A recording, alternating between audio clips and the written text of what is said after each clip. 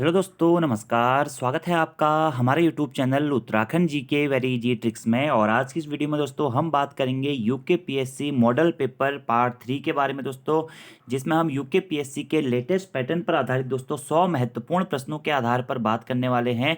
इस video section में दोस्तों दो पार्ट्स में आप लोगों को पहले दे चुका हूं, मॉडल पेपर 1 और मॉडल पेपर 2। आज हमारा दोस्तों मॉडल पेपर 3 है, जो कि यूके पीएससी के पैटर्न के आधार पर ही बनाया गया है। इसमें 20 नंबर की आपकी हिंदी रहेगी, 40 नंबर की आपकी उत्तराखंड रहेगी और अन्य 40 नंबर में आपका जीएस वाला सेक्शन और रीजनिंग और कंप्यूटर वाला सेक्शन दोस्तों रहने वाला है। तो वीडियो पसंद आती है तो यार वीडियो को लाइक जरूर करें, कमेंट जरूर करें, अपने दोस्तों के साथ में भी वीडियो को जरूर शेयर करें। और अगर आपने इससे पहले के दो पार्ट्स नहीं देखे हुए हैं तो आप उनको भी दोस्तों जरूर देख लें। और अभी तक आपने अगर हमारी एप्लीकेशन डाउनलोड नहीं करी हुई है तो प्ले स्टोर से आप हमारी एप्लीकेशन उत्तराखंड जी के वेरी इजी ट्रिक्स को भी दोस्तों जरूर डाउनलोड कर लें, क्योंकि उस एप्लीकेशन में आपको ये प्रैक्टिस सेट्स ऑनलाइन मोड में अटेम्प्ट करने का मौका भी मिल जाता है। और यहाँ पे दोस्तों डायरेक्टली मैं आपको 100 क्वेश्चंस करवाने वाला हूँ।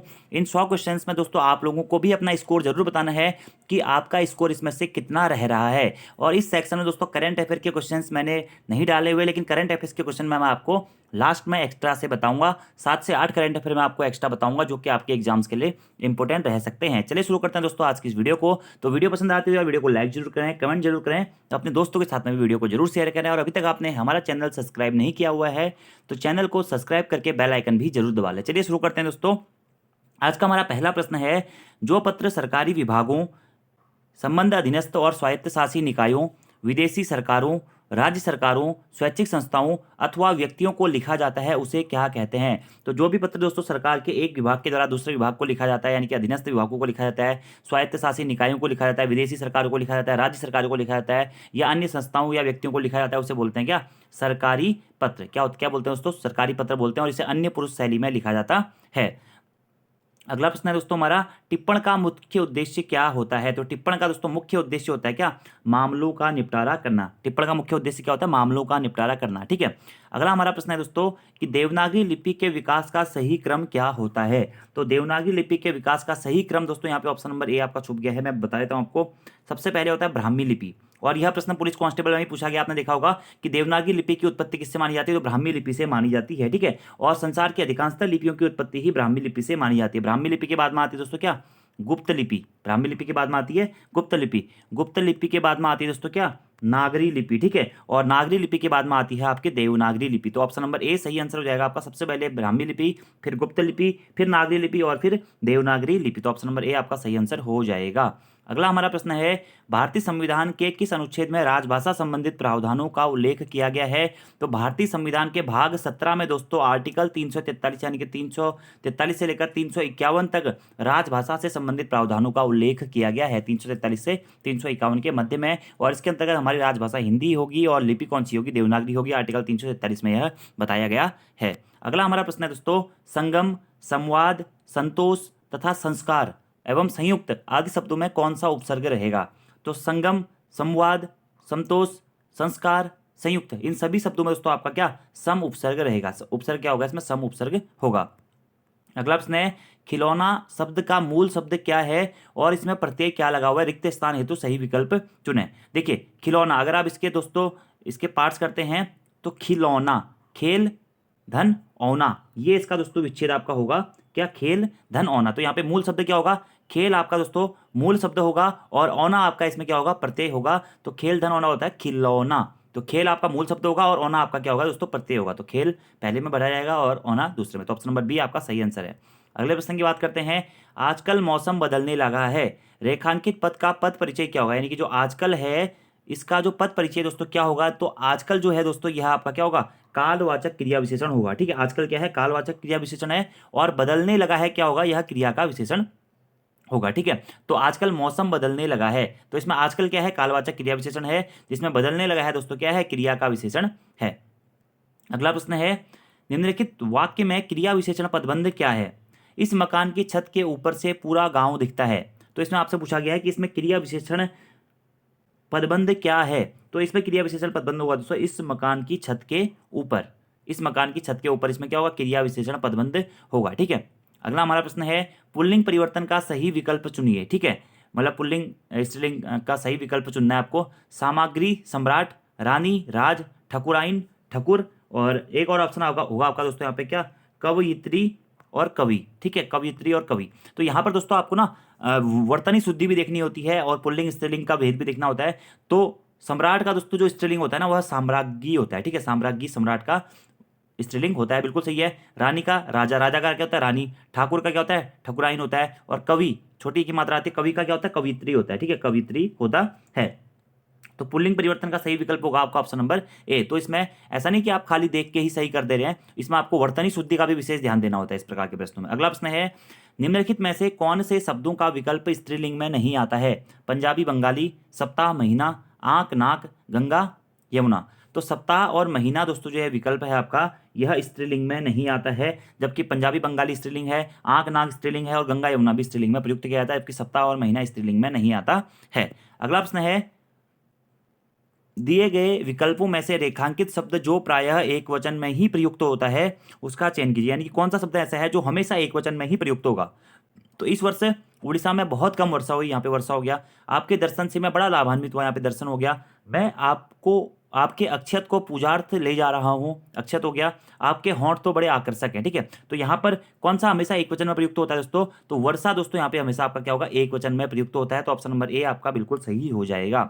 अगला प्रश्न है, निम्नलिखित में से किस विकल्प में सभी शब्द भाववाचक संज्ञा शब्द हैं, ठीक है।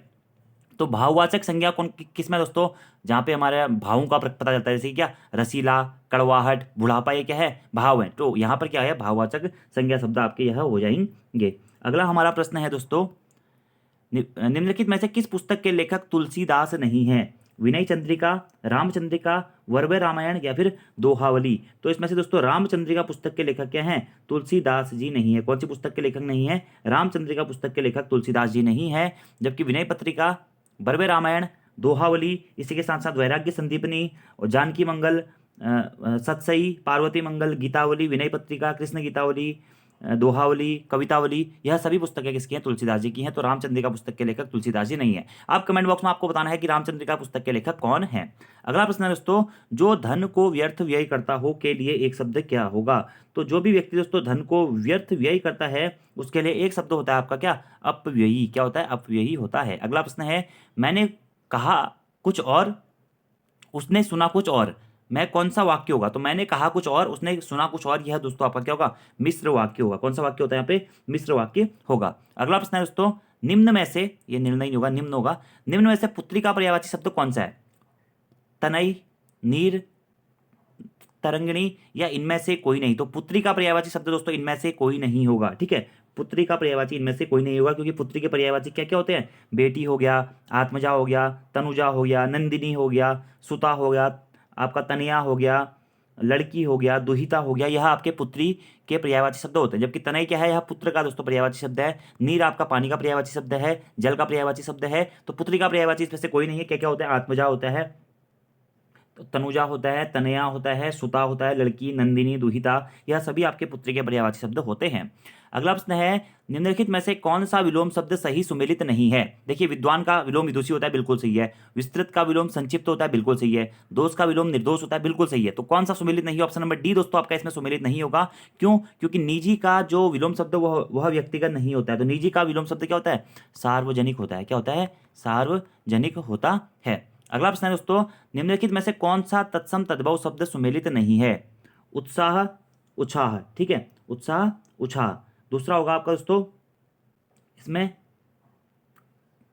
ऑप्शन होगा कर्तरी और केतली, ठीक है, कर्तरी केतली, ठीक है। तीसरा ऑप्शन है ईप्सा, इच्छा।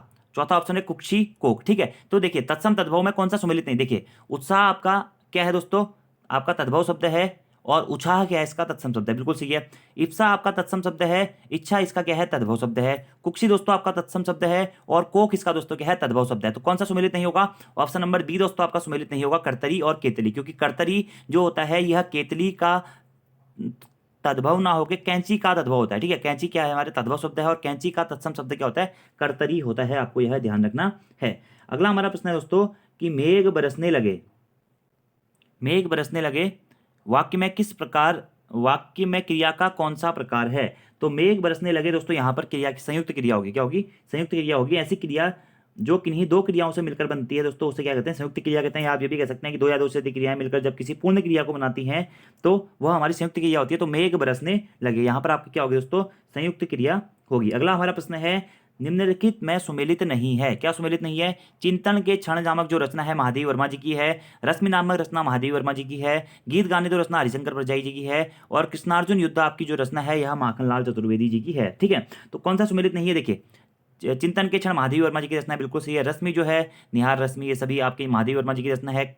और कृष्णार्जुन युद्ध भी आपका क्या है दोस्तों? माखनलाल चतुर्वेदी जी की रचना है। तो कौन सा सुमेलित नहीं है? ऑप्शन नंबर सी दोस्तों आपका सुमेलित नहीं होगा, क्योंकि गीत गाने दो आपका हरिशंकर परजाई जी की रचना ना होकर किसकी रचना है? यह सूर्यकांत त्रिपाठी निराला जी की रचना है। तो यहाँ पर दोस्तों हमने हिंदी के 20 क्वेश्चन कर लिए हैं, और क्वेश्चंस का लेवल मैंने अच्छा रखा हुआ है आपके पटवारी एग्जाम्स के रिगार्डिंगली ही। और सुमेलित नहीं है वाले प्रश्न मैंने इसलिए ज़्यादा रखे हैं क्योंकि हो सकता है कि यहाँ से आपके एक दो प्रश्न भी पूछ ले जाएं।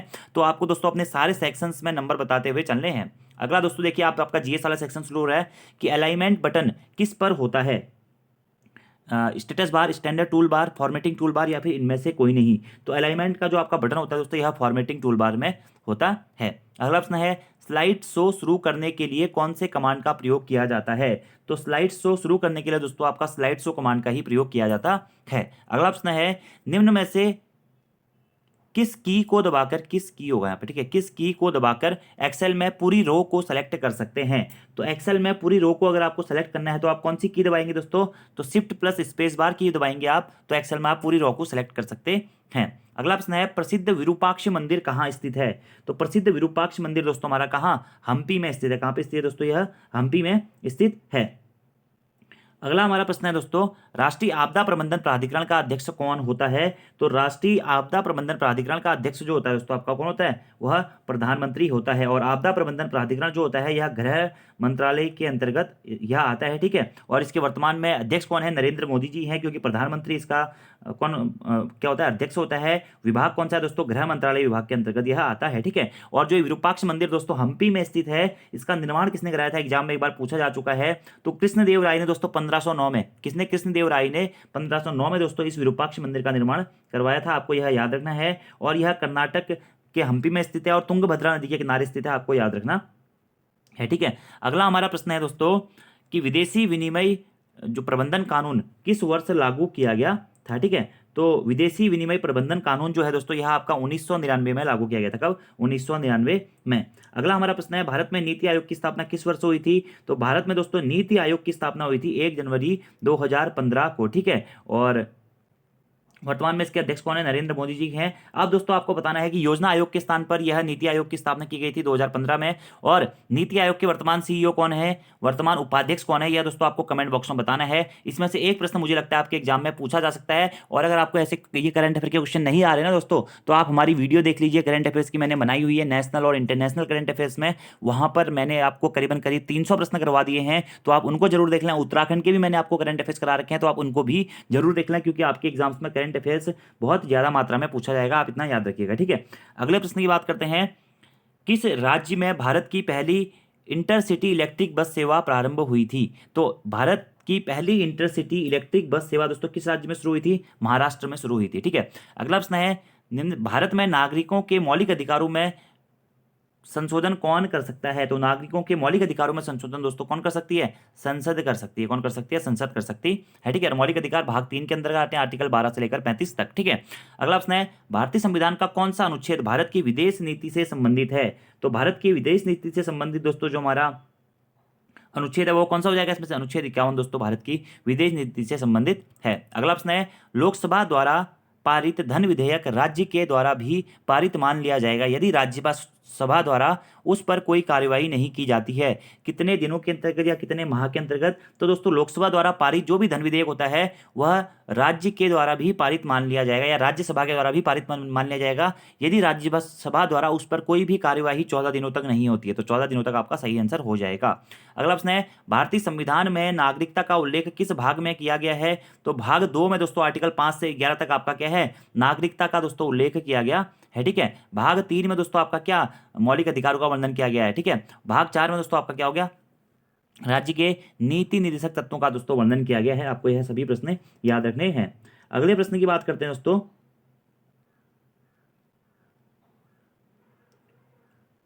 राज्य वित्त आयोग किस प्रकार की संस्था है? ठीक है, तो राज्य वित्त आयोग दोस्तों आपका क्या है? एक संवैधानिक संस्था है। ठीक है, क्या है? संवैधानिक संस्था है। अगले प्रश्न की बात करते हैं दोस्तों, राज्य में हरित क्रांति किस मामले में सर्वाधिक सफल रही है? तो राज्य में दोस्तों हरित क्रांति जो है वह गेहूं और चावल की फसलों के लिए सर्वाधिक सक्सेसफुल रही है। क्या? गेहूं और चावल की फसलों के लिए आपको यह डायरेक्टली याद रखना है। ठीक है, और अगर आपसे दोस्तों प्रश्न पूछा जाता है कि भारत में हरित क्रांति के जनक के रूप में किसको माना जाता है, तो भारत में अगर बात करें तो एम एस स्वामीनाथन जी को इसके जनक के रूप में जाना जाता है। वहीं विश्व में दोस्तों हरित क्रांति के जनक के रूप में किसे जाना जाता है, तो प्रोफेसर नॉर्मन बोरलॉग को विश्व में हरित क्रांति के जनक के रूप में जाना जाता है। ये भी आपको डायरेक्टली याद रखना है दोस्तों। और एक और प्रश्न यहाँ से पूछा जाता है कि भारत में हरित क्रांति का प्रणेता किसे का माना जाता है, तो हमारे बाबू जगजीवन राम जी को हरित क्रांति का जो प्रणेता है वह माना जाता है। ये भी आपको डायरेक्टली याद रखना है। ठीक है,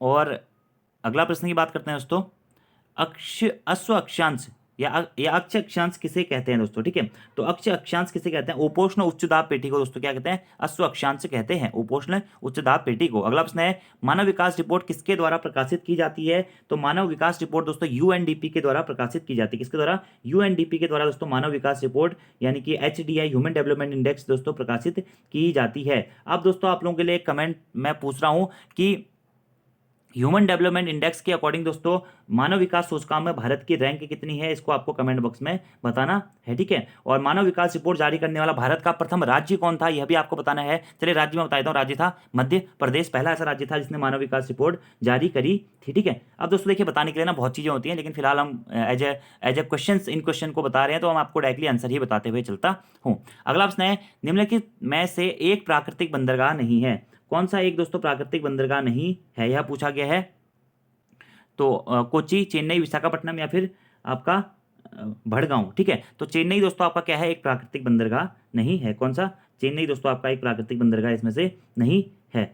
अगले प्रश्न की बात करते हैं, भारत में केंद्रीय मरुस्थल क्षेत्र शोध संस्थान कहाँ स्थित है? तो भारत में केंद्रीय मरुस्थल क्षेत्र शोध संस्थान दोस्तों कहाँ? जोधपुर में स्थित है। कहाँ पे स्थित है दोस्तों? जोधपुर में स्थित है। अगला प्रश्न है दोस्तों, क्लोज्ड इकोनॉमी यानी कि बंद इकोनॉमी से तात्पर्य उस अर्थव्यवस्था से है जिसमें क्या होता है दोस्तों? क्लोज इकोनॉमी में क्या होता है? तो अन्य देशों के साथ में कोई भी व्यापार नहीं होता है या आयात तथा निर्यात नहीं होते हैं। इसे आप दोस्तों क्या कह सकते हैं? क्लोज्ड इकोनॉमी कह सकते हैं। तो ऑप्शन नंबर दोस्तों सी आपका सही हो जाएगा, आयात और निर्यात नहीं होते हैं क्लोज्ड इकोनॉमी या बंद इकोनॉमी में। ठीक है, अगला प्रश्न है दोस्तों,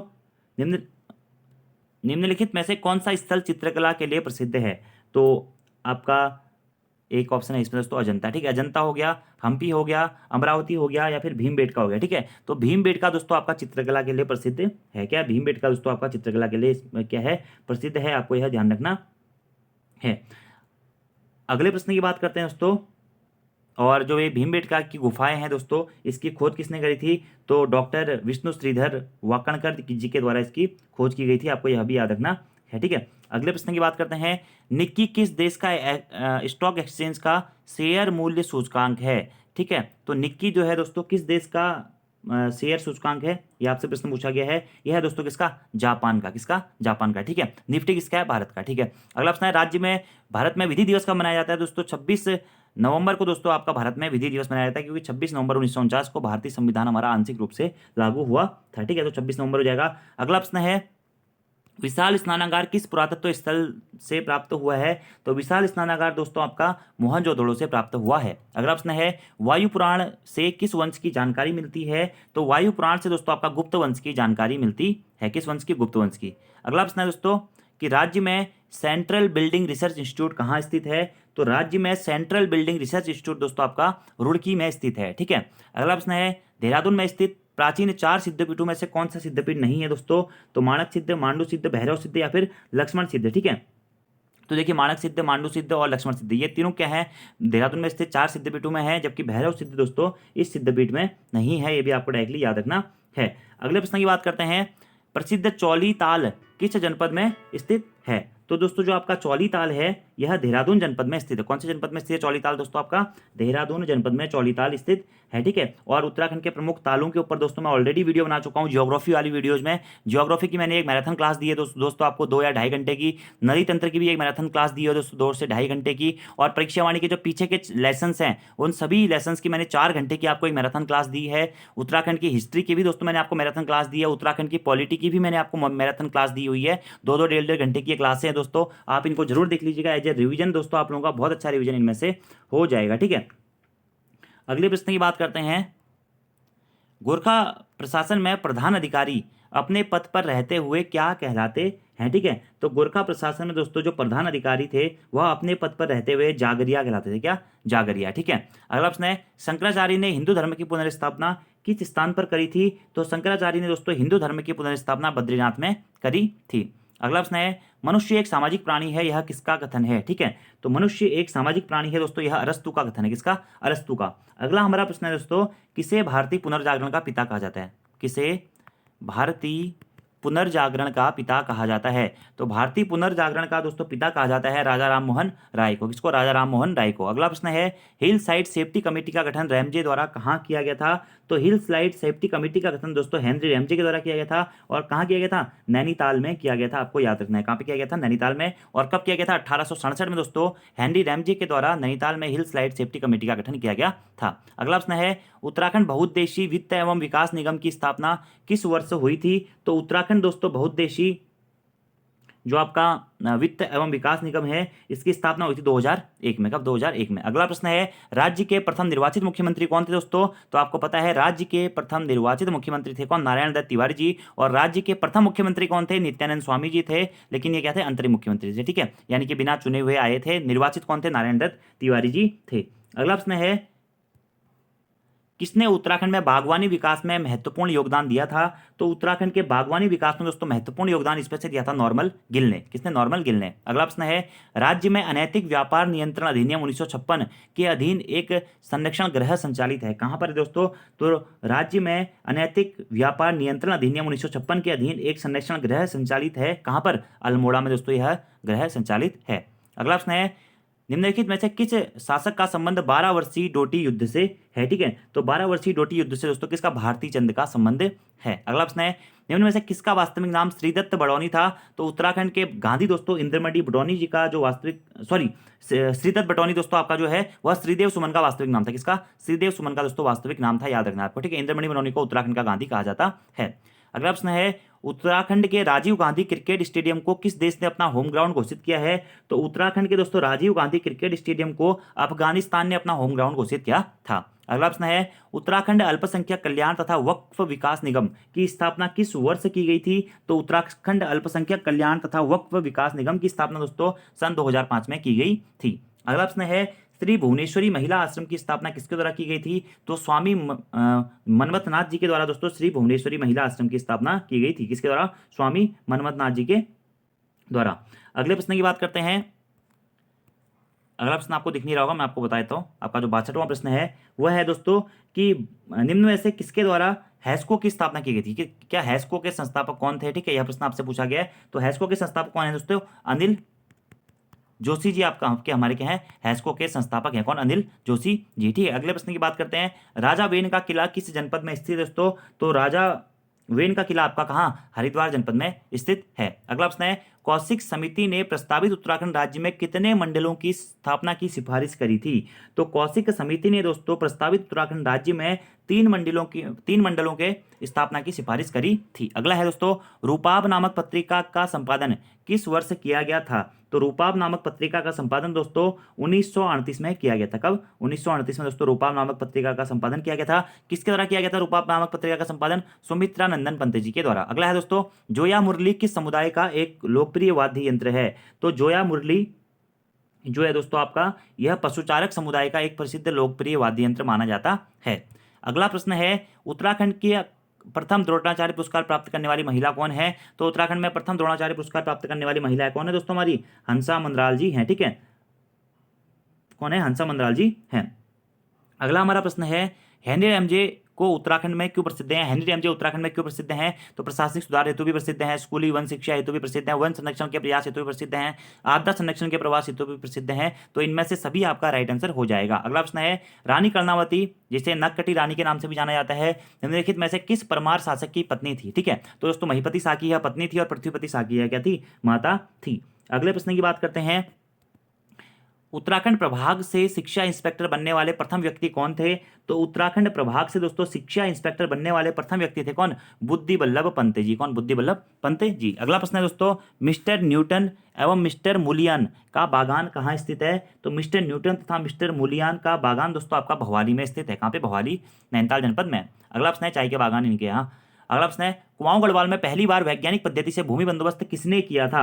तो कुमाऊं गढ़वाल में दोस्तों सबसे पहली बार वैज्ञानिक पद्धति से भूमि बंदोबस्त किया था क्या? विकेट ने। किसने? विकेट ने। ठीक है, अगला हमारा प्रश्न है दोस्तों, जो कि आपका 73वां प्रश्न होगा, मैं आपको बता देता हूं। ठीक है, उत्तराखंड सरकार द्वारा अभिनव जवाहर योजना किससे संबंधित है? ठीक है, अभिनव जवाहर योजना दोस्तों किससे संबंधित है? तो ये अभिनव जो आपका जवाहर योजना है दोस्तों, यह चारा विकास, किससे? चारा विकास से संबंधित है। किससे? चारा विकास से। ठीक है, अगले प्रश्न की बात करते हैं, उत्तराखंड में नवीकरणीय ऊर्जा के लिए कार्यरत संस्था कौन सी है? तो उरेडा दोस्तों। ठीक है, Uttarakhand renewable energy development association दोस्तों, उरेडा, जिसका मुख्यालय आपका कहाँ? देहरादून में वर्तमान में स्थित है। 2001 में इसकी स्थापना होती है। तो उरेडा दोस्तों नवीकरण ऊर्जा के लिए कार्यरत क्या है? संस्था है। अगला हमारा प्रश्न है दोस्तों, चित्रे धूसर मृद भांड के लिए प्रसिद्ध थापली नामक स्थान किस नदी घाटी में स्थित है? तो जो थापली नामक स्थान दोस्तों आपका यह अलकनंदा नदी घाटी में स्थित है। ठीक है, कौन सी नदी घाटी में? अलकनंदा नदी घाटी में दोस्तों यह स्थित है। ठीक है, अगले प्रश्न की दोस्तों बात करते हैं, तालिसर ताम्रपत्र में पौरव शासकों की राजधानी ब्रह्मपुर को किस नाम से उल्लेखित किया गया है? ठीक है, तो तालिसर ताम्रपत्र में पौरव शासकों की राजधानी ब्रह्मपुर को दोस्तों ऑप्शन नंबर सी, ए और बी दोनों, नगरों में श्रेष्ठ और इंद्र की नगरी करके संबोधित किया गया है। ठीक है, किसमें? तालिसर ताम्रपत्रों में। अगला प्रश्न है दोस्तों, रमोली, बडियारगढ़ी तथा टकनोरी नामक उपबोलियां राज्य के किस बोली से संबंधित है? ठीक है, राज्य की किस बोली से संबंधित है? तो रमोली हो गया, बडियारगढ़ी हो गया और टकनौरी नामक जो उपबोलियां हैं दोस्तों, यह टिहरी बोली से संबंधित है। किससे? टिहरी यानी कि टिहरी की बोलियों के संबंध में। ठीक है, अगला प्रश्न है, टिहरी राज्य तथा प्रजामंडल के मध्य किस वर्ष समझौता संपन्न हुआ था? तो टिहरी राजा तथा प्रजामंडल के मध्य में जो समझौता संपन्न हुआ था, कब हुआ था? 1946 में हुआ था। तो 1946 आपका सही आंसर हो जाएगा। अगला प्रश्न है दोस्तों, अच्छा प्रश्न है, high altitude plant physiology centre कहाँ स्थित है? तो high altitude plant physiology centre दोस्तों आपका कहाँ? श्रीनगर, पौड़ी गढ़वाल जनपद में स्थित है। अगला प्रश्न है, प्राचीन काल में सेलखाना किससे संबंधित था? ठीक है, तो प्राचीन काल में दोस्तों जो सेलखाना था यह युद्ध सामग्री का स्थान हुआ करता था। क्या? युद्ध सामग्री का स्थान। अगला प्रश्न है, टिहरी रियासत तथा ब्रिटिश गढ़वाल की सीमा किस स्थल को निर्धारित किया गया था? तो टिहरी रियासत तथा ब्रिटिश गढ़वाल की सीमा जो है दोस्तों, वह निम्नलिखित में से नागपुर जो स्थल है इसे निर्धारित किया गया था। ठीक है, नागपुर नामक स्थल को। अगला हमारा प्रश्न है, कसार देवी नामक ऐतिहासिक स्थान या स्थल किस जनपद में स्थित है? तो कसार देवी नामक जो ऐतिहासिक स्थल है दोस्तों, यह हमारा क्या? कसार देवी मंदिर भी कहाँ? अल्मोड़ा में स्थित है। अगला प्रश्न है, राज्य के किस स्थान से महिषासुर मर्दिनी जी की प्रतिमा प्राप्त हुई है? तो महिषासुर मर्दिनी की प्रतिमा प्राप्त हुई है कहाँ से? चंबा, टिहरी गढ़वाल जनपद से। अगला प्रश्न है, 84वां दोस्तों आपका प्रश्न होगा कि राज्य में प्राविधिक शिक्षा निदेशालय कहाँ स्थित है? प्राविधिक शिक्षा निदेशालय दोस्तों कहाँ स्थित है? तो श्रीनगर में दोस्तों प्राविधिक शिक्षा निदेशालय स्थित है। अगला प्रश्न है, राज्य में पटवारी पद का सृजन किस वर्ष किया गया था? तो राज्य में पटवारी पद का सृजन दोस्तों 1819 में किया गया था। किसके द्वारा किया गया था? ट्रेल के द्वारा किया गया था। किसके द्वारा दोस्तों? ट्रेल के द्वारा किया गया था। ठीक है, और वहीं दोस्तों आपसे प्रश्न पूछा जाता है अगर कि राज्य में राजस्व पुलिस व्यवस्था का जनक किसको जाता है? राजस्व पुलिस व्यवस्था का जनक दोस्तों हेनरी रैमजे को कहा जाता है, क्योंकि हेनरी रैमजे ने संपूर्ण उत्तराखंड में 1874 से दोस्तों राजस्व पुलिस व्यवस्था को शुरू कराया था। और राजस्व पुलिस का काम कौन करता है? पटवारी, यही सब कुछ करते हैं। ठीक है, तो राजस्व पुलिस व्यवस्था का जनक किसको कहा जाता है? हेनरी रैमजे को कहा जाता है। और राजस्व पुलिस व्यवस्था को सबसे पहले किसने शुरुआत की थी? पटवारी के पदों का सृजन करके ट्रेल ने करी थी। अगला प्रश्न है, चक्राता, नैनीताल तथा मसूरी नामक पर्यटक स्थल किस भौगोलिक भाग में स्थित हैं? तो चक्राता हो गया दोस्तों आपका, नैनीताल हो गया, मसूरी हो गया, यह जो पर्यटक स्थल है यह मध्य हिमालय के अंतर्गत आते हैं। अगला प्रश्न दोस्तों, रोटी सूची प्रथा किस पवारकालीन शासक ने प्रारंभ करी थी? तो रोटी सूची प्रथा दोस्तों प्रारंभ करते किसने? महिपति शाह ने। किसने? महिपति शाह ने। अगला प्रश्न है, सौर मंडल की सैर नामक रचना के रचनाकार कौन है दोस्तों? तो सौर मंडल की सैर नामक रचना के रचनाकार है कौन? देवेंद्र मेवाड़ी जी। अगला प्रश्न है दोस्तों, निम्नलिखित में से किस स्थानीय देवता को चालंदा के नाम से भी जाना जाता है? तो चालंदा के नाम से जाना जाता है किसको? महासू देवता को, महासू देवता को। अगला प्रश्न है, राज्य में किस पद्धति से देवताओं को आह्वान किया जाता है? तो राज्य में दोस्तों जागर लगाकर देवताओं का आह्वान किया जाता है। अगला प्रश्न है, देवभूमि द्रोणाचार्य पुरस्कार किसे दिया जाता है? तो देवभूमि द्रोणाचार्य पुरस्कार जो है दोस्तों वह खेल प्रशिक्षुओं को दिए जाते हैं। अगला प्रश्न है, राज्य में सर्वाधिक क्षेत्रफल में बोई जाने वाली नगदी फसल कौन सी है? तो राज्य में दोस्तों सर्वाधिक क्षेत्रफल में बोई जाने वाली नगदी फसल जो है वो है गन्ना। क्या है? गन्ना। अगला प्रश्न है, गढ़वाली स्कूल ऑफ पेंटिंग जो पुस्तक है किसके द्वारा लिखी गई थी? या गढ़वाली स्कूल ऑफ पेंटिंग पुस्तक किसके द्वारा लिखी गई थी होगा यहाँ पे, ठीक है। तो मुकुंदी लाल जी के द्वारा गढ़वाली स्कूल ऑफ पेंटिंग नामक पुस्तक दोस्तों लिखी गई थी। आपको दोस्तों ये प्रश्न याद रखना है, ठीक है। और जो गढ़वाली स्कूल ऑफ पेंटिंग की स्थापना जो है यह भी मुकुंदी लाल ने ही करी थी, यह पुस्तक भी मुकुंदी लाल ने ही लिखी थी, ठीक है। अगला प्रश्न है, ढोल सागर निम्नलिखित में से किस भाषा में रचित है? तो संस्कृत मिश्रित गढ़वाली में दोस्तों आपका क्या है? ढोल सागर रचित है किसमें? संस्कृत मिश्रित गढ़वाली में। अगला प्रश्न है दोस्तों कि प्रश्न होगा यहाँ पे, पंचेश्वर बांध का निर्माण किन दो नदियों के संगम पर प्रस्तावित है? तो पंचेश्वर बांध का निर्माण दोस्तों है सरयू और काली नदी के संगम पर प्रस्तावित है। सरयू, काली तथा नेपाल की भी एक नदी इसमें आने वाली है, इस पर प्रस्तावित है चंपावत जनपद में, ठीक है। अगला प्रश्न है दोस्तों आपका, एक दर्पण में घड़ी के प्रतिबिंब के समय 3:45 दिखाई दे रहा है, वास्तव में घड़ी में कितने बजे हैं? तो नॉर्मल दोस्तों आपको 11:60 में से 3:45 घटा देना है, तो आपका आ जाएगा क्या? 8:15। तो वास्तव में घड़ी में कितने बजे हैं? 8:15 होंगे, ठीक है। अगला प्रश्न है दोस्तों कि रीमा का जो कद है 5 फुट 2 इंच है, ठीक है, रीमा। अनीता रीमा से लंबी है, अनीता रीमा से लंबी है, लेकिन पिंकी से लंबी नहीं है, तो पिंकी से लंबी नहीं है, ठीक है। पिंकी अपनी मौसेरी बहन रानी से छोटी है, तो पिंकी जो है वह रानी से छोटी है, लेकिन रीमा से छोटी नहीं है। हाँ, रीमा से बड़ी है बिल्कुल। बताइए कि समूह सबसे लंबी कौन है? तो सबसे लंबी कौन हो जाएगी दोस्तों? रानी आपकी सबसे लंबी हो जाएगी। अगला प्रश्न है 123/6, ठीक है। तो 3 2 5 1 6 हो गया, ऐसे 6 4 10 और 5 15, तो 15 आपका इसका राइट आंसर हो जाएगा। अगला प्रश्न है, यदि किसी माह की 5 तारीख सोमवार के 2 दिन बाद आते हैं तो इस माह की 19 तारीख को कौन सा दिन होगा, ठीक है। तो देखिए प्रश्न क्या है, 5 तारीख सोमवार के 2 दिन बाद आती है, तो 5 तारीख सोमवार के 2 दिन बाद क्या हो जाएगा? मंगलवार और बुधवार। 5 तारीख को क्या हो जाएगा? आपका बुधवार हो जाएगा, वेडनेसडे हो जाएगा। तो 19 तारीख को, ठीक है। तो हर 7 दिनों के बाद दिन रिपीट होता है, तो 5 तारीख को अगर हमारा बुधवार है तो हमारा दोस्तों 5 और 7 12, 12 तारीख को भी क्या होगा? बुधवार होगा, और 19 तारीख को भी दोस्तों आपका क्या होगा? बुधवार ही होगा, ठीक है। तो बुधवार इसका राइट आंसर हो जाएगा। और आज का दोस्तों हमारा लास्ट क्वेश्चन है, GHI 789 है, तो MON क्या होगा, ठीक है। तो इनका नंबर से अल्फाबेटिकली सीरीज के हिसाब से, तो M कितना होता है दोस्तों? M होता है आपका क्या? MN, हाँ 13। M होता है O कितना, O का नंबर कितना है? 15, और N का क्या है? 14। ABCD करके अगर आप करेंगे तो ये आपका नंबर सीक्वेंस दोस्तों होता है। तो यहाँ पर दोस्तों आपकी यह 100 क्वेश्चन कंप्लीट हो गए हैं, ठीक है। अब हम बात करते हैं कुछ करंट अफेयर्स के क्वेश्चंस के बारे में। तो आपको बताना है कि आपका इन 100 में से दोस्तों कितना स्कोर हो रहा है। अगर आपका स्कोर दोस्तों ठीक है तो ठीक है, वरना आपको थोड़ा सा ज़्यादा मेहनत करने की जरूरत है। तो कमेंट बॉक्स में आप सभी लोगों को दोस्तों बताना है कि आपका इसमें से कितना स्कोर बन रहा है, ठीक है। आप करंट अफेयर्स के दोस्तों कुछ क्वेश्चन के बारे में बात कर लेते हैं कि हाल ही में सुप्रीम कोर्ट के मुख्य न्यायाधीश कौन नियुक्त हुए हैं? तो मुख्य न्यायाधीश नियुक्त हुए दोस्तों कौन? Justice DY Chandrachud. कौन? Justice DY Chandrachud. अगला प्रश्न है दोस्तों कि किस राज्य ने छात्रों को डिजिटल जाति प्रमाण पत्र जारी करने के लिए मिशन भूमिपुत्र लॉन्च किया है?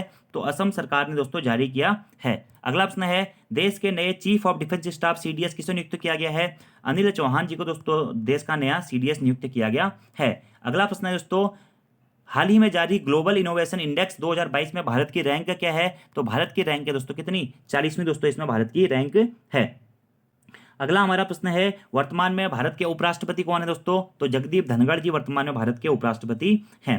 अगला हमारा प्रश्न है दोस्तों, किस देश ने दुनिया का पहला कृत्रिम भ्रूण विकसित किया है? तो इजराइल देश ने दोस्तों दुनिया का पहला कृत्रिम भ्रूण विकसित किया है। अगला प्रश्न है दोस्तों, भारत के किस शहर ने वर्ल्ड ग्रीन सिटी अवार्ड 2022 जीता है? तो हैदराबाद शहर ने दोस्तों वर्ल्ड ग्रीन सिटी अवार्ड 2022 जीता है।